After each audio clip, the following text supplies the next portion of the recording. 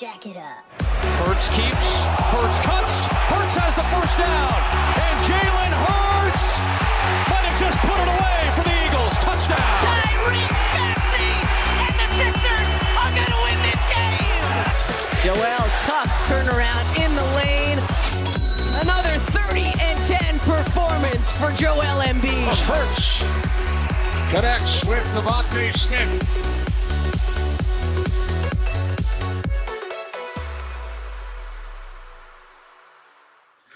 Hello and welcome back to the 2 and 5 Scoop podcast. It's me here with Asher, and we're here today to do mock draft. We're going to go through the top 10 as well as cover some of the latest news with the Eagles.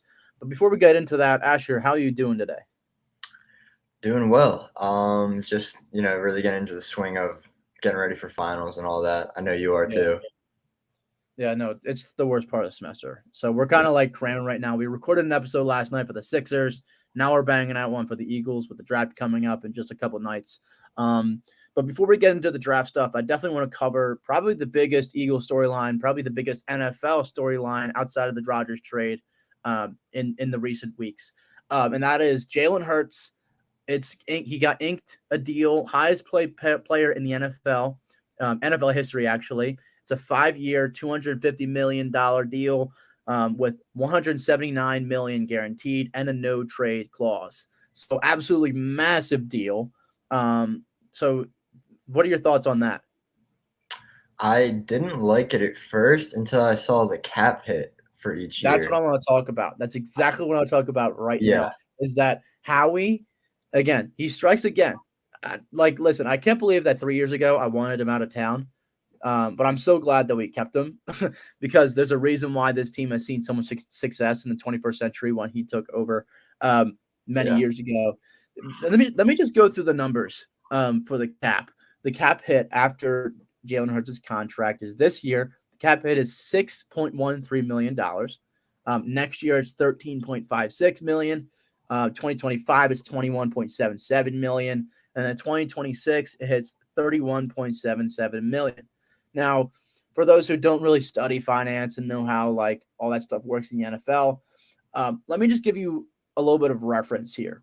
Last offseason, we saw Patrick Mahomes sign the massive 10-year, $450 million deal. That was last offseason, I remember correctly. I believe it was 2 off seasons ago, but it was recently. Possibly 2 off seasons. Whatever it was. Well, regardless, it's a massive deal. Jalen is making even more than that.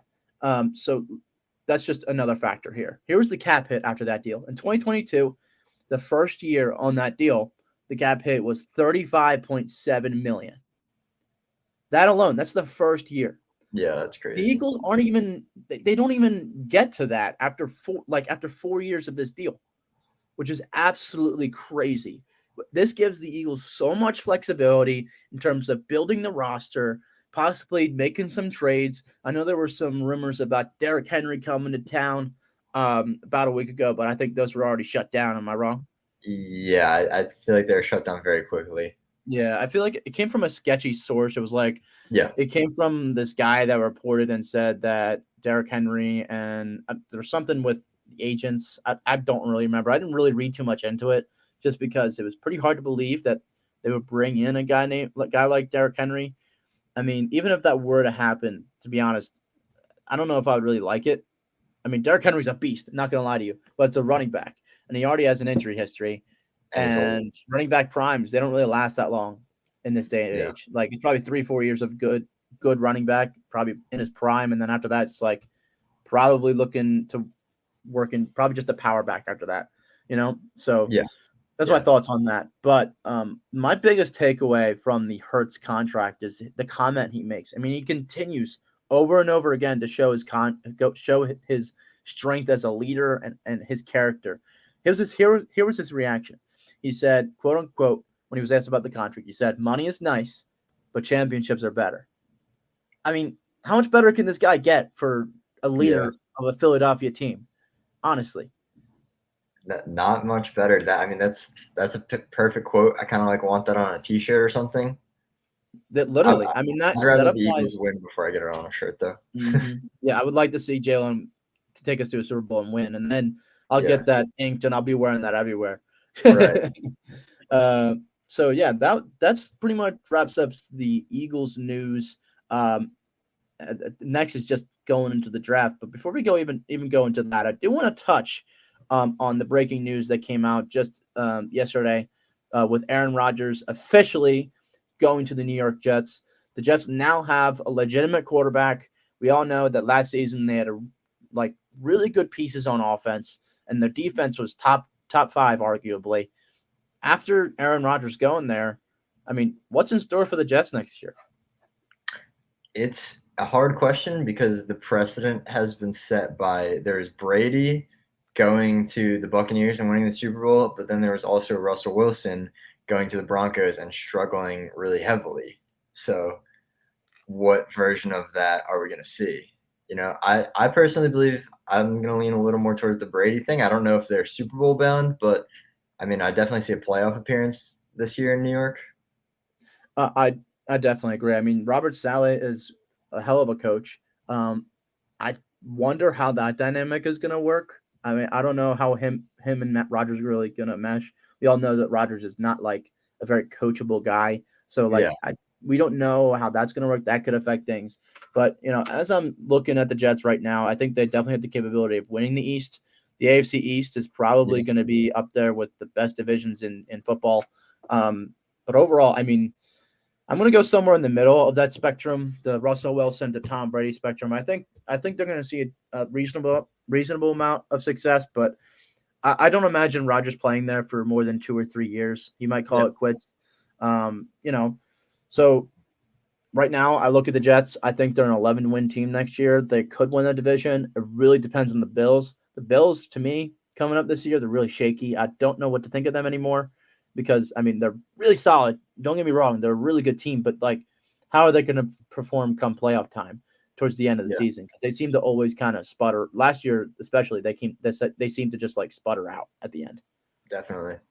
So, very exciting stuff. But now is the most exciting part. We're going to jump right into our draft predictions. I'm going to do our mock draft. We're going to go through 1 through 10, and then we're going to talk about some possibilities for the Eagles to pick at 10, some trade scenarios possibly, and then we're going to skip right to the Eagles pick at 30 and see what kind of options we have there. So, Asher, I'm going to let you start it off here with the first overall pick for Carolina. All right, and I guess we'll just preface this that we're not going to be predicting any trades, and I feel like mine is kind of a mix of what I expect the teams to do and what I would do. Yeah, listen, before we even get into this, disclaimer, this first round, it could easily be the most hectic first round we've seen in years.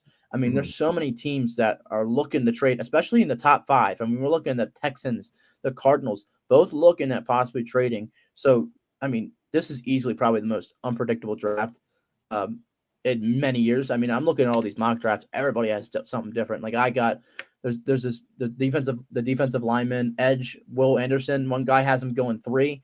One guy has him going 9. One guy has Bijan Robinson dropping to 30. So it's just one of those drafts where it's really impossible to predict. We're both just going to do what we think it would be smartest for each team. Yeah. So I think. So Asher, start off at 1. Number 1, it seems like there's sort of a disconnect in Carolina. I've been reading some of the reports. The owner is really pushing hard for Bryce Young. The coach just seems like CJ Stroud better. I think usually in those disputes, if the owner will kind of get his way. So I'm going to say Bryce Young to the Panthers. What did you have? I absolutely agree. I think he's the most NFL-ready QB in the draft. CJ Stroud, very good. But I don't know. Bryce Young, just to me, he's just more athletic. He's got better IQ than Bryce Young. He's got better vision than Bryce Young. And let alone he's very creative as well. He's very good at audible. He runs audibles like crazy. He's just a very, very smart player. I don't know what he graduated GPA wise in college, but I'm assuming it was upward towards 4.0. It seems like a very, very smart guy. So I think it's obvious here. I don't know why the coach really likes CJ Stroud. I think Bryce Young is the obvious first pick here. And so you have Stroud going number 2? I got Stroud going 2. However, Houston could be looking at other options. They could be tanking for Caleb Williams next year. That's what a lot of these teams in the top 5 are kind of looking at is next year. Caleb Williams is going to be in the cards. So CJ Stroud here. I got CJ Stroud. It's only because Houston is is in desperate need of a quarterback, and I think they need to resolve that situation as soon as possible. And I think CJ Stroud, while he's not the most NFL-ready quarterback, he certainly has showed that he can show up in big moments, especially in the college football playoff. He showed a lot of stuff there, a lot of fight. And I mean, he's got a great arm. He is a really athletic player. I think he's a pretty good guy to build around in Houston. Yeah, I agree. And the Texans won that last game of the year, so the Bears got the number 1 pick. I feel like it's not really a big deal. I think Stroud and Young are like pretty equal prospects. They're pretty equal. I would just lean Bryce Young because I think he's a bit. I'm with you, but yeah, they're definitely like 1A, 1B. Literally. So, yeah, so I think we both agree on picks 1 and 2. But number 3, this is where things start to get interesting already. Arizona already has Kyler Murray as their quarterback. It sounds to me that they're kind of aiming for Caleb Williams next year. Could be a possibility. Could be in the cards. I mean, this is impossible to predict. But right now I have them taking edge rusher Will Anderson out of Alabama. The Arizona D-line just completely depleted. It's much needed addition. He's a massive dude. He's got really, really high upside. Could be an all-pro defensive lineman. And I think next year he's definitely in the cards for defensive rookie of the year. Yeah, I agree. And I really have no idea where Arizona is going to go with this, but I just think it's that impossible. Will Anderson being the best player on the board makes him. Listen, with Arizona's pick, I mean, you could see a team like Vegas trade up and possibly take a guy like Anthony Richardson. I think, here's my thoughts on Anthony Richardson, and that's my next pick. I got him going to Indianapolis to the Colts. I think Anthony Richardson he's up there, but he's ranked 3rd. I think arguably he could be a 1C. Just looking at his athletic talent, he's got a massive arm. He chucked the ball for 80 yards at his pro day, I believe. Just got incredibly talented. He's kind of reminds me of an Andrew Luck 2.0. He's built like a linebacker. He's kind of a mix of Andrew Luck and Big Ben. He's built like a linebacker, can run like a running back, can hit like a defensive line. Like, it's crazy. He's got a massive arm, just an athletic freak, in my opinion, and Anthony Richardson. I like him going to Indianapolis. I agree with you on the position. I was really struggling. I was flip-flopping between him and Will Levis. Personally, I lean Levis more. I don't know. I feel like he's kind of a similar profile to Richardson, where he's like really athletic, good runner, huge arm. I feel like he's a little more polished than Richardson is currently. It's a toss-up. If you want to put Richardson there, I completely agree with you. Yeah, I like Richardson there. Now next up is Seattle.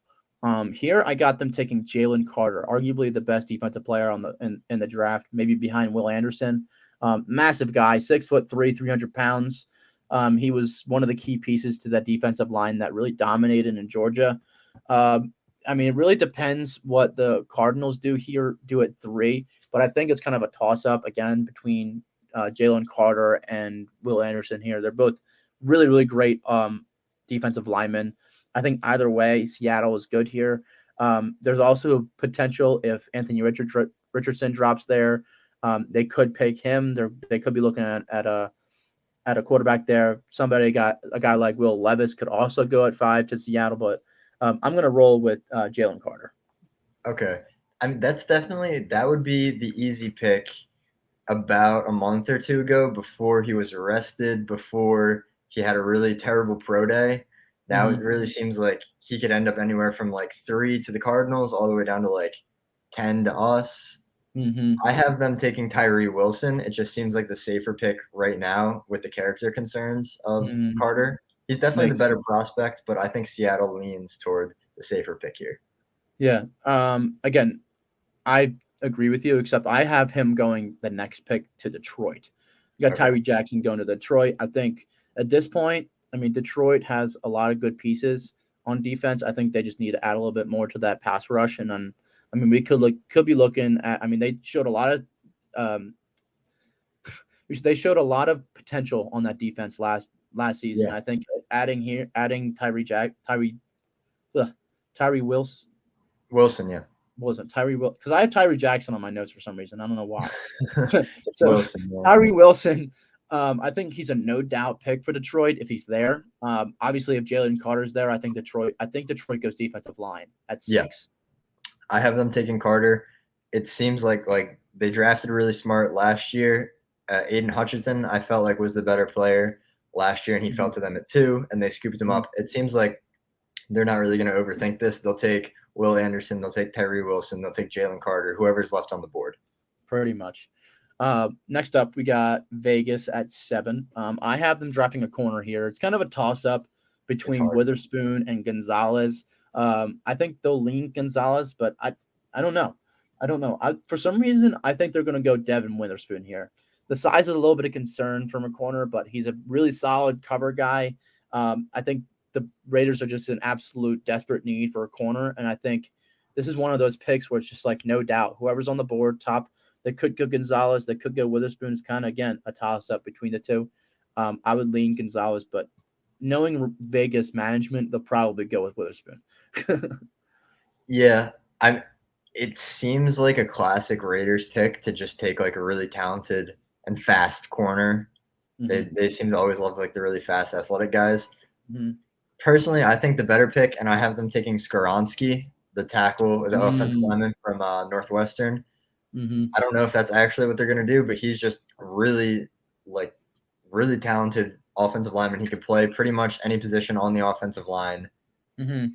And I think Vegas, they're playing with Jimmy Garoppolo as their quarterback now, so they're really going to have to put some good pieces around him on offense if they want to succeed. Yeah, absolutely.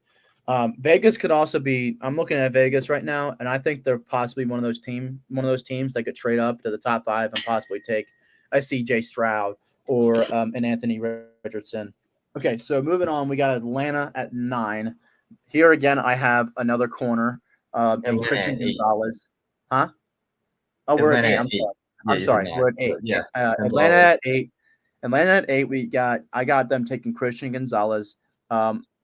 He's a solid corner, probably the best cover player in the draft. I think cornerback is an absolute need for the Falcons right now. They're not looking to really improve this year. They're not really a team. They're still rebuilding, but I think a good way to start is kind of building up that secondary. Yeah, I agree. I think that would be a smart pick. I also Atlanta's pass rush was god awful last year. Mm-hmm. I feel like if I'm the Falcons, that's the need that I want to address more urgently. I have them taking Nolan Smith, the edge defender from Georgia. Wow. He gets to stay in state.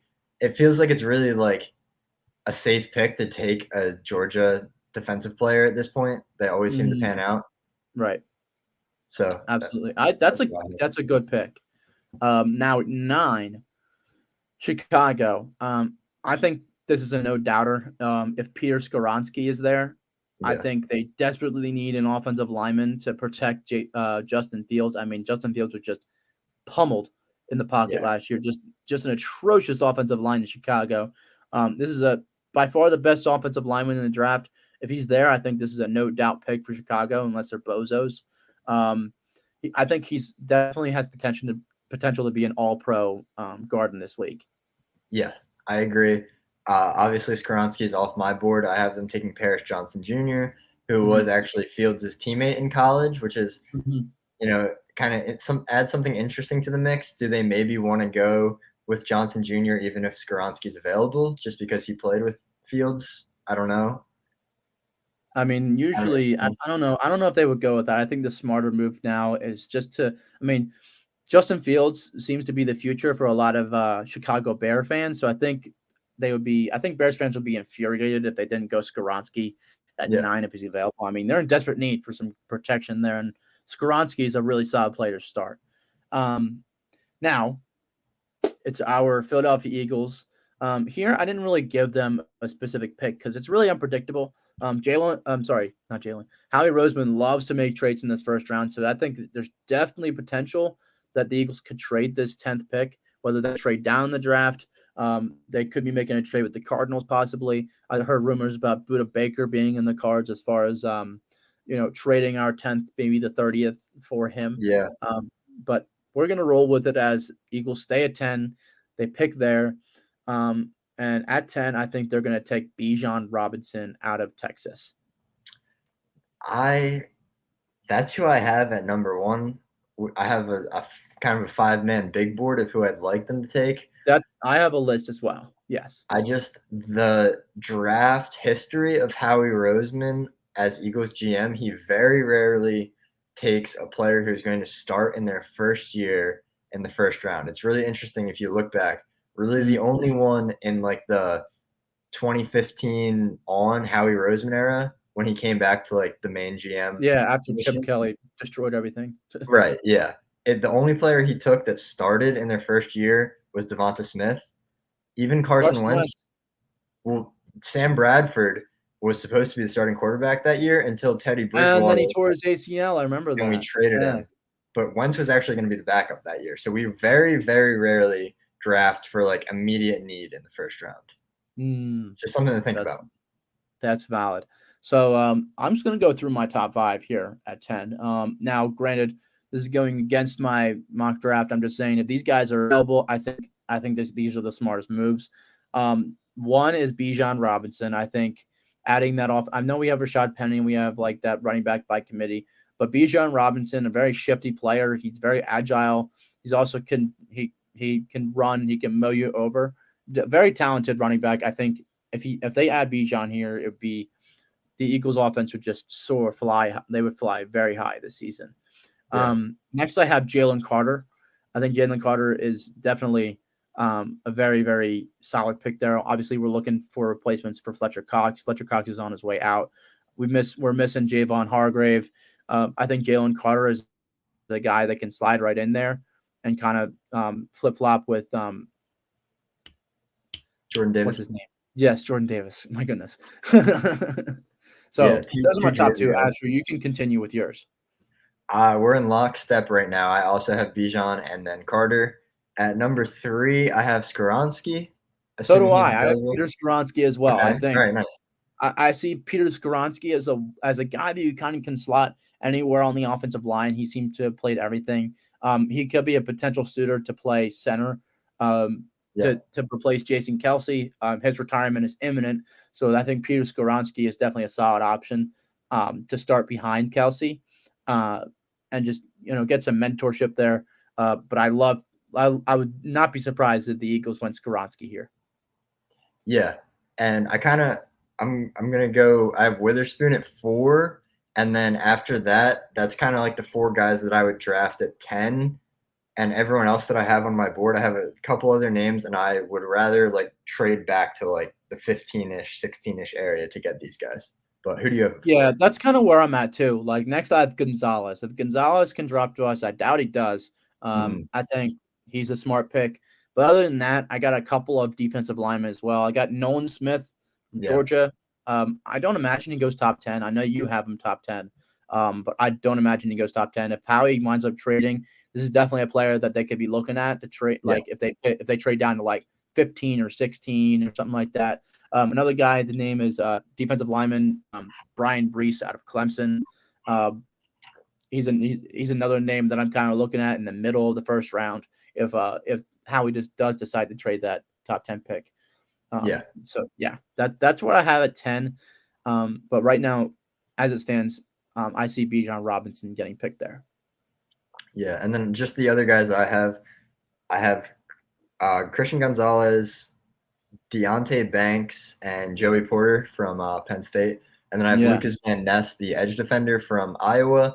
So those are all guys, like, if we maybe trade away 10 for, like, Buda Baker, maybe we could trade up from 30 or trade down from 10, just somewhere to get in that mid. Those are, like, some mid-first targets that I have. Yeah, so just to note something, I read a report today that Howie is aggressively pursuing possibly trading up to top 5 to take Jalen Carter. Howie Roseman seems to be in love with him. He's aggressively pursuing it. He's kind of calling the Texans. He's calling the Cardinals. He's calling Indy, Seattle. anybody in that top 5, maybe top 6. He's calling, trying to see what he can do to acquire one of those picks and take Jalen Carter. So I know that's how he's number 1 right now at in the first round if he can get there. But I mean, honestly, I don't know what his mindset will be if we do stay at 10. I doubt we stay at 10. I'm giving it probably a 30% shot we stay at 10. Yeah, I agree. I have a follow-up question for you on that then. Okay. So I've heard reports that the Lions really like Bijan Robinson also. Now maybe they want to trade back into the first round and take him in the mid, like in the 12 and the 13 range. But there's also some reports that they are interested in taking him at 6. If Howie actually wants to trade up to the top 5, would you trade up for Bijan? Would I trade up for Bijan?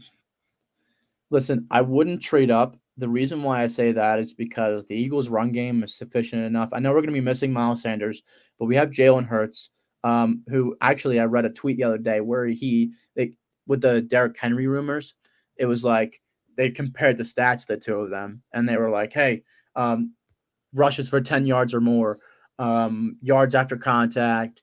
What else? There was rushing touchdowns, all these stats for rushing. Mm-hmm. Jalen Hurts beats Derrick Henry in every single one of them. Oh, wow. Now, granted, Derrick Henry dealt with some injuries, right? But still, it's huge. It's a massive statement when your quarterback is putting up Derrick Henry-esque numbers when he's literally like a quarterback. So I think. Listen, here's the thing: the Eagles. I don't imagine how he would trade up. He might trade up, but he wouldn't take Bijan. Right. I wouldn't take Bijan there because it's not necessarily a position of need. He's just a nice player. Like if Jalen Carter is gone, Tyree. I keep on reading my notes. I keep on saying Tyree Jackson. Yeah, Wilson. Tyree Wilson. If those guys aren't there, I'm saying Bijan would probably be your best bet at 10. I mean, if you stay there, but. To answer your question, no, I don't think they should draft Bijan if they do trade up. If they trade up, they should take Jalen Carter all the way. Yeah, I agree. I think Bijan is probably the more exciting and possibly the better player, but definitely just running back is a position of less value currently in the NFL. Yeah. Excuse me. So yeah, moving on, we should probably go into the Eagles pick at 30. Now, looking at this pick, this is another pick where, remember about back when we won the Super Bowl in 2017, how he traded the 32nd pick to the Ravens. Yeah, I think we might see a similar thing here. I don't know if the Eagles pick at 30, the tail end of the first round. They could trade into the second round because some of these guys I'm looking at, I don't know. I don't know if you'll need to be at 30 to pick them. My top guy right now is Jackson Smith-Jigba. And then Miles Murphy. I had Miles Murphy on my board for 10, but he also, again, like I said, he's kind of like the mid to lower part of the first round. So there's a possibility he can drop down to 30. And if he's there, I think the Eagles take Miles Murphy. I have like an odd gut feeling that we don't draft at 10 or 30 and we end up somewhere in the mid first round or not in the first round at all.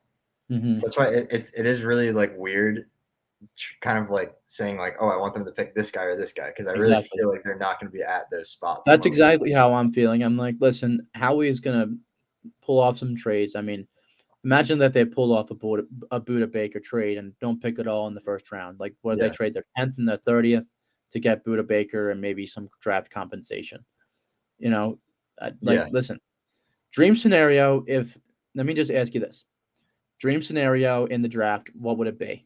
Trades included. I personally like the Buccaneers have Devin White available now. Apparently he's requested a trade.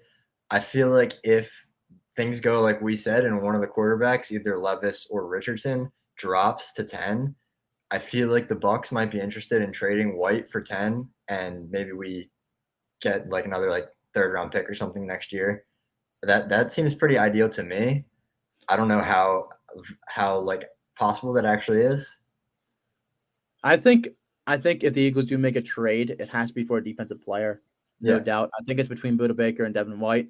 Now that you bring him up, I kind of forgot about him. I kind of forgot about the rumors and how he requested a trade and all this. So it's like, honestly, I agree with you. I would trade for Devin White over Buda Baker because I think linebacker is just so much more position of need. That linebacker core got absolutely exposed in the Super Bowl, so it's like we just couldn't cover for anything. So I think we desperately need a linebacker, and I think Devin White would slide in there perfectly. Yeah, and I think Buda Baker is the better player. He's really versatile. He can play. He could play linebacker if you needed him to. I just feel like we would have to give up more for him than we would for Devin White, and I don't know how comfortable I am with that. I think safety is a more valued position in the NFL, so I think there's going to be a higher demanding price. As for Devin White, wow, he is a very, very good linebacker in the league, probably top 5. I think the price won't be as steep for him as opposed to Buda Baker, because Buda Baker is one of those. He's like you always focus on on offense. You think about special, like really talented players. You think of wide receivers and running backs. You never think about like a guard. Like nobody thinks about that. Nobody thinks about those guys. Those guys aren't as valued as much as like a receiver because those are the stars. Those are the guys that are making your plays. When those big guys that are in the middle are kind of like the key to everything. And I think Devin White, it's kind of like the same thing with the defense. Everybody likes the safeties. Everybody likes the corners. But nobody kind of looks at the linebacker position. I mean, obviously there's value to it. I'm not saying there's no value to it, but I'm just saying when you look at defense, people tend to favor a corner or a safety over a linebacker. Yeah, people like picks. People like edge defenders. They like the sacks. They don't necessarily like guys that just rack up tackles. Exactly. And I also think Devin White is a little older than Baker. I'm not sure about that. Don't quote me on it. So I think that adds a little value to Buda as well. I think I want to say he's around 25.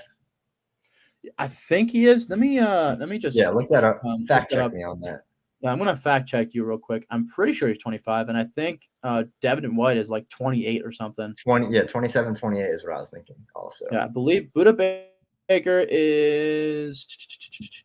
Buda Baker is 27, and Devin White. It'd be sad if he was younger and we're just really wrong.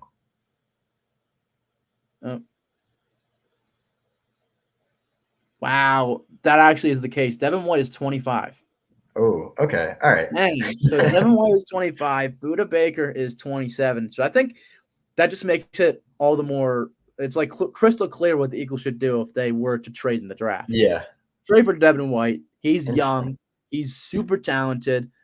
I didn't realize he was that young. I always thought Devin White was like older. I don't know. I guess he just went to college for 2 years and he was drafted at like 21 or something, because I swear he's been in the league for like ever. I think it's probably just because he was like a really important piece to that Super Bowl team, and like we paid more attention to that, and we weren't really paying attention to the Cardinals. I guess we kind of assumed that because he was a key piece, he was like a veteran player, that he has experience in the league, that he wasn't as young. That's probably what it is. Yeah. So other than that, is there anything else you really want to touch on? I do want to talk about Jackson Smith, Jigba. I don't know how you say his last name, but I heard there's a lot of hype about him. I don't know much about the guy. He's out of Ohio State. So do you know anything about this guy? I know he's quick. He's kind of like like a Walmart Devontae Smith, I think.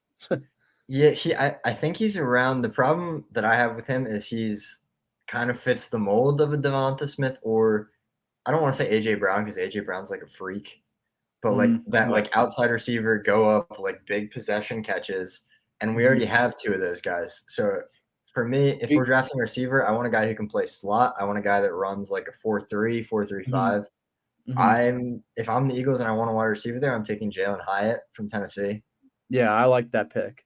I definitely like that pick. I think a lot of people were like overhyping Jackson Smith because they were like, oh, Quez Watkins is getting replaced and everything. But like, I don't know if Jackson's like, I don't know much about the guy. I've read a little bit and I watched a little bit of him. He's small, he's quick, but again, he's like more of a Devontae Smith, not a Quez Watkins. Yeah, the problem is he's not the same kind of player as Quez Watkins. So like, you can't really say that he'd replace Quez, whereas I feel like Hyatt is more similar to Quez. Yeah, exactly. I mean, replacing Quez, we need a guy that just is a little bit faster. I mean, Quez is crazy fast, but like around the same speed and just has better hands, can run routes a little bit cleaner. Yeah. That's really all we're needing. I mean, it's a little nitpicky. I don't really think wide receiver is necessarily a need for the Eagles right now, obviously. But if they really are at a loss as to what to do at 30, if they even pick there, I think Jackson Smith is an okay option. I like your option better. So yeah.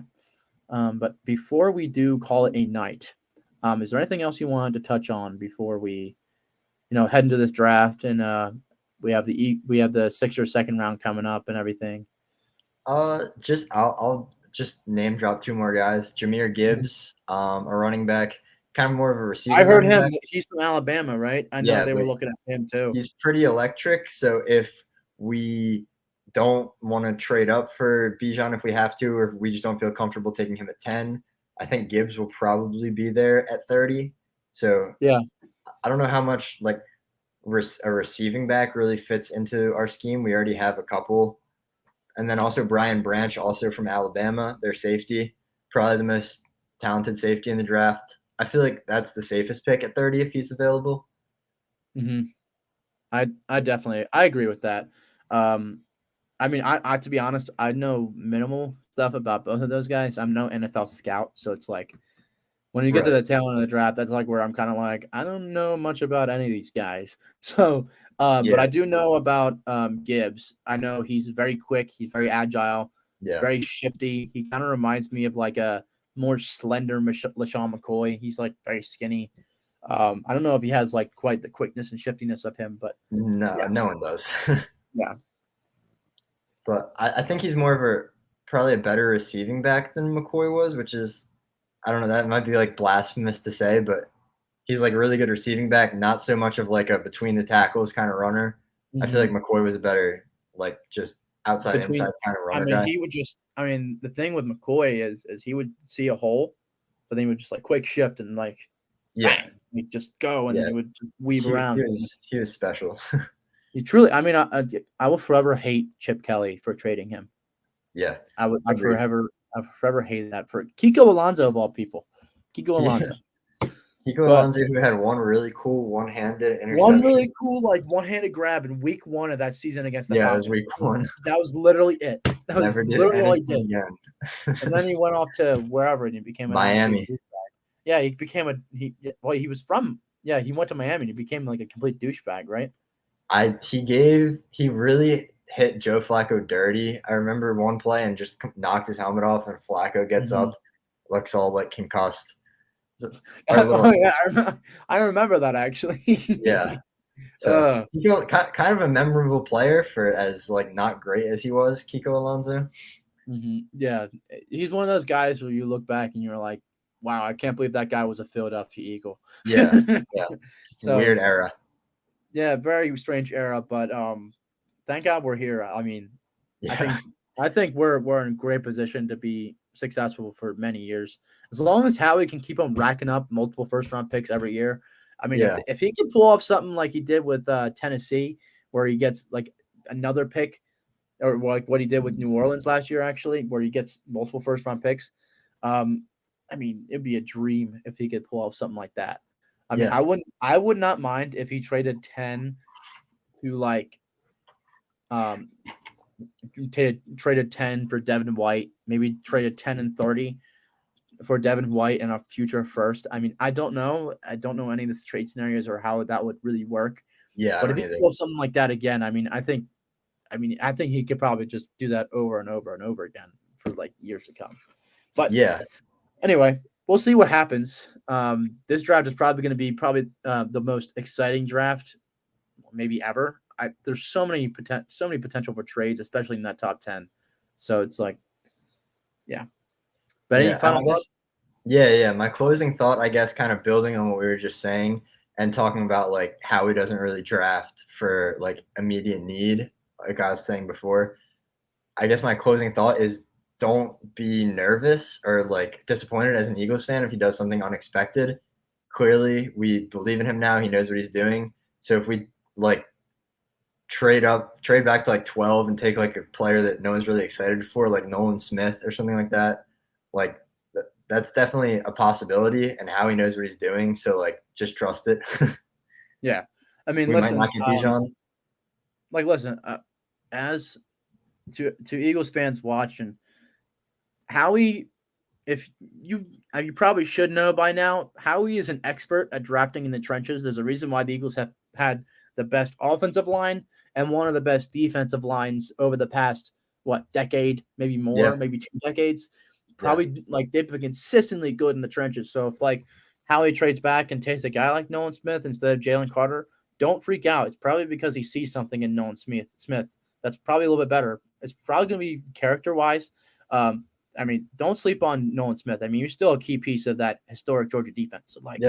So he's still not a bad pick. So don't be surprised if Howie pulls off some crap, as long as he doesn't pull off another Jalen Rager or something, some crap like that, which I doubt he'll ever pull off again. But don't be surprised if he does something unexpected. Expect the unexpected. That's my advice going into the draft. That's a good way to put it.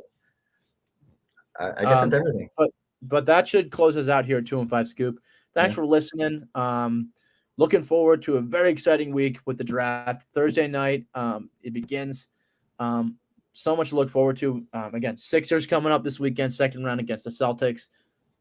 It's up to you how optimistic you want to be. I'm not very optimistic with the latest rumors with Joel Embiid's injury and everything. And then we get the draft. So lots to look forward to this weekend. We will be back once again next week to give our draft grades for the Eagles and as well some more Sixers content for you. Make sure to subscribe, hit the notification bell, follow us on our social media, Twitter, Instagram at 2 and 5 Scoop PSM, as well as our TikTok at 2 and 5 Scoop. That'll do it here, and thanks for tuning in. And Asher, what do we say? Go Birds. Go Birds.